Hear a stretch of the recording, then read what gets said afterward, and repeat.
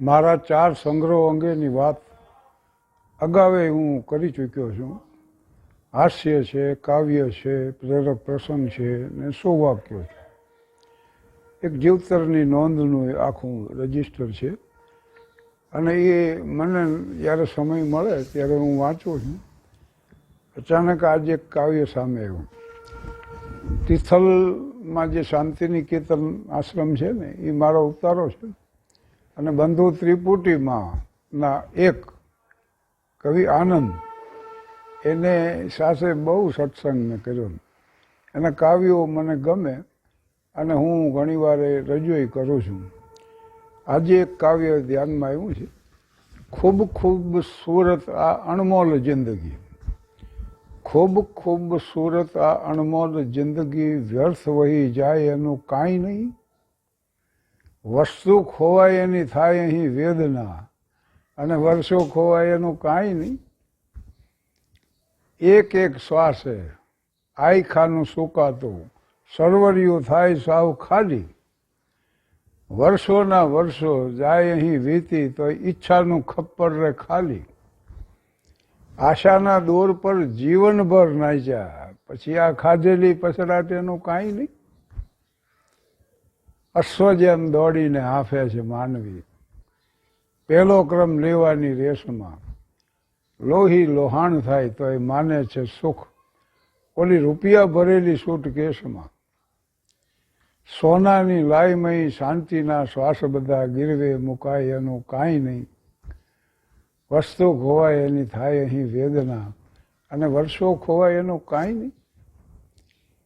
અનંત આ દોડનો અંત જ આવે નહીં અને જીવનનો અંત આવે એનું કાંઈ નહીં.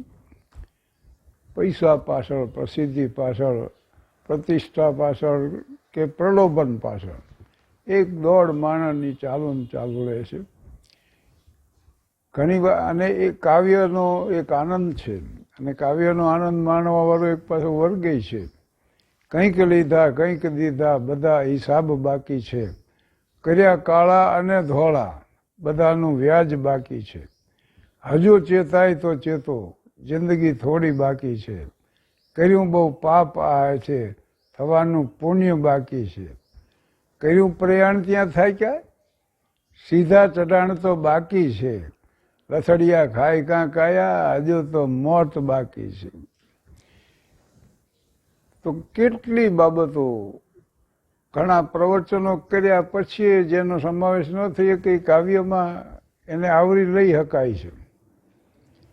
सदियों से ये रास्ते और रास्ते पे हम, समय के साथ चलते रहे रास्ते पे हम. इस घर में तो रहने की इजाजत बहुत है कम, निकलेगा हुक्म निकल पड़ेंगे रास्ते पे हम. कब तक ये तेरा मेरा तमाशा करेंगे हम, आखिर हो तुम भी रास्ते पे और रास्ते पे हम. कोई વાર મનોમંથન થાય, વિચારો આવે, 12 વાગે 12:30 થાય એટલે માણસને ભૂખ લાગે.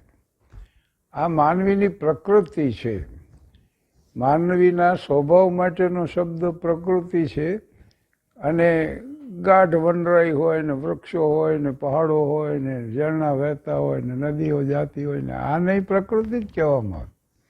અને આ પ્રકૃતિ છે ને એ પરમાત્માનું વ્યક્ત સ્વરૂપ છે અને પરમાત્મા એ પ્રકૃતિનું અવ્યક્ત સ્વરૂપ છે. જેમ આત્માનું વ્યક્ત સ્વરૂપ આ દેહ છે અને દેહનું અવ્યક્ત સ્વરૂપ એ આત્મા છે. એટલે ભૂખ લાગે. હવે ભૂખ લાગે અને માણા ખાઈ લે આનું નામ પ્રકૃતિ.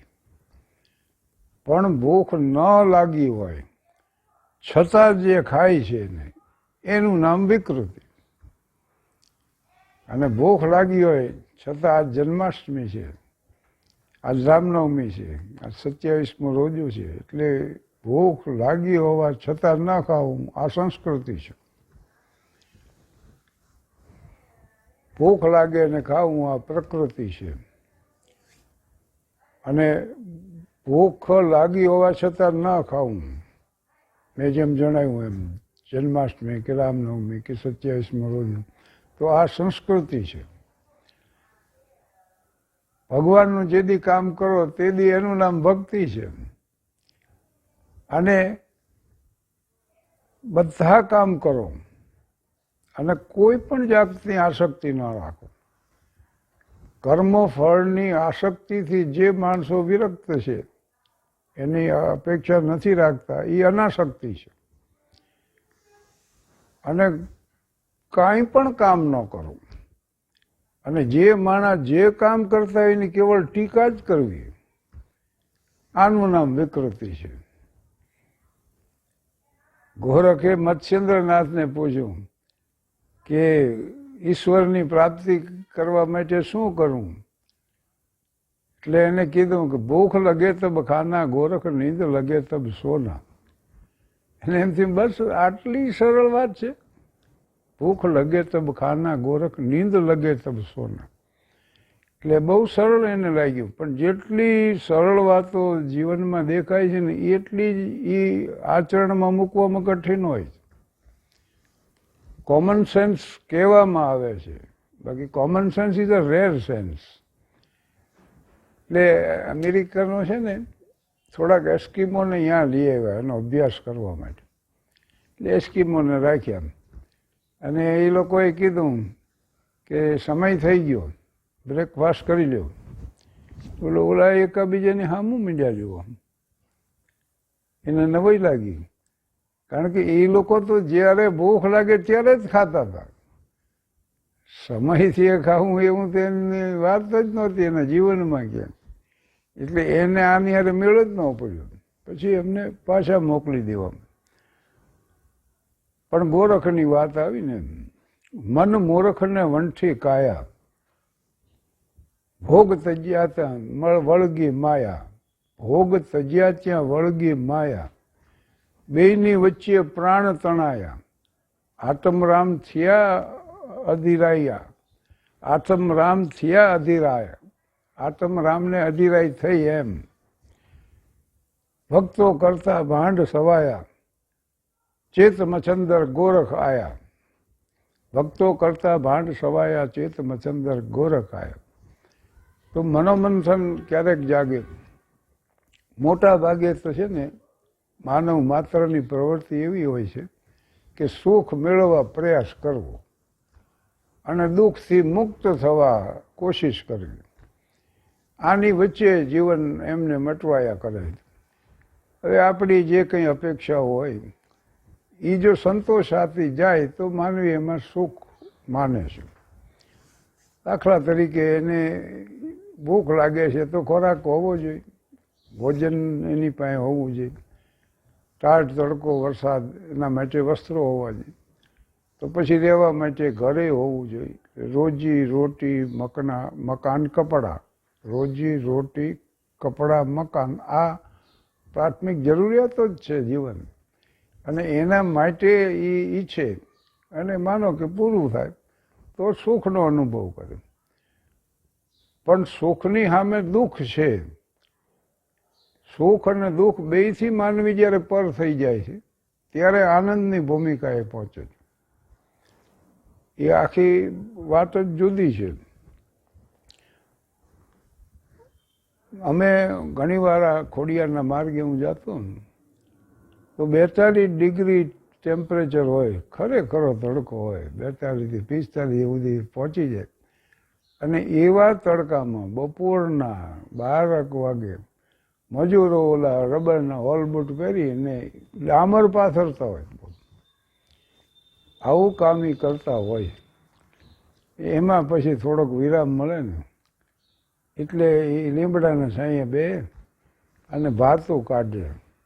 એના ભાતામાંય તમે જુઓ તો બાજરાનો રોટલો હોય, લસણવાળો મસાલો હોય, ડુંગળી હારે હોય અને છાશ હોય. ગોળ હોય તો એ તો લક્ઝરી ગણાય, પણ આવું હોય. પણ એ જે મોજથી ખાતા હોય આપણને એમ થાય કે આ મેસૂબ મોહનથાળના બટકા ખાય છે. એટલે સુખ મેળવવાનો સીધો પ્રયાસ કોઈ દી કરીએ સુખ મળે જ નહીં. આ સત્ય છે, સનાતન સત્ય છે. અને પછી છે ને આવી રીતે થોડો રોટલાનું એવું બધું ખાય અને એ લીમડાની છાયામાં આવી ગરમીમાં એ ઘસઘસાટ હોઈ જાય બોલો. અને આલીશાન શયન ખંડો ને એમાં વળી એસી ને એમાં ઊંઘ નથી આવતી ને તરફડતા હોય માણસ. પણ ઊંઘનો આનંદ એનો આધાર કઠોર પરિશ્રમ ઉપર છે અને નિંદ્રાનો આધાર એ પરિશ્રમ જ છે. એના અંતે જ એ મળી શકે. કુદરતના નિયમો તો કેટલા બધા સરળ છે કે ખરેખરી તરસ લાગી હોય ત્યારે પાણી પીવાનો આનંદ, ખરેખરી ભૂખ લાગી હોય ત્યારે ભોજનનો આનંદ, કઠોર પરિશ્રમ કર્યો હોય તો ઘસઘસાટ નિંદ્રાનો આનંદ. અને આ એટલે આનંદ મેળવવો, એને આનંદ મેળવવો હોય તો પરિશ્રમ કરવો એમ છે. આ સુખ છે ને એ કઠોર આની આડ પેદાશ છે, દુઃખ એ આડ જ પેદાશ છે. આખી જિંદગી બીડી કે સિગરેટું પીધી શ્વાસ નળીનું કેન્સર થયું ચાલો. તો આ કેન્સર એ આ વ્યસનનો જે આનંદ માણ્યો એની આડ પેદાશ. ડ્રિંકનો આનંદ તો ગમે એટલો હોય, નકર તો માણસ પીતા ન હોય, પણ કિડની ફેલ થઈ જાય ત્યારે એ દુઃખ એની આડ પેદાશ છે. એટલે સુખ અને દુઃખની વચ્ચે માણસ આ રીતે પ્રયાસ કર્યા કરતો હોય છે. અને આલ્બર્ટ સ્વાઇટ્ઝર એમ કહેતા હોય 50 years of his life dedicated to humanity. આફ્રિકાના ઘાટ જંગલોમાં જઈને બિનગોરી પ્રજા એમની સેવામાં જિંદગીના 50 વર્ષ કાઢી નાખી. તો એમણે એમ કીધું કે સુખી થવાના રસ્તા તો ઘણા હશે, પણ મને તો એક જ રસ્તાની ખબર છે કે જો તમારે સુખી થવું હોય તો બીજાને સુખી કરવા. કોઈને પણ દુઃખી કર્યાથી આપણે સુખી ન થઈ શકીએ, વિક્ષિપ્ત ચિત્ત થઈ જાય. એટલે આ એક સીધો અને સરળ રસ્તો છે. તો આવી નોંધ માનો કે કરી હોય તો મને ઘણીવાર એ ઉપયોગી થાય છે. એટલા માટે એની હું નોંધ રાખું છું અને પછી આ રીતે સમય મળે, મોકો મળે હું એને રજૂ કરવા પ્રયાસ કરું છું. આભાર.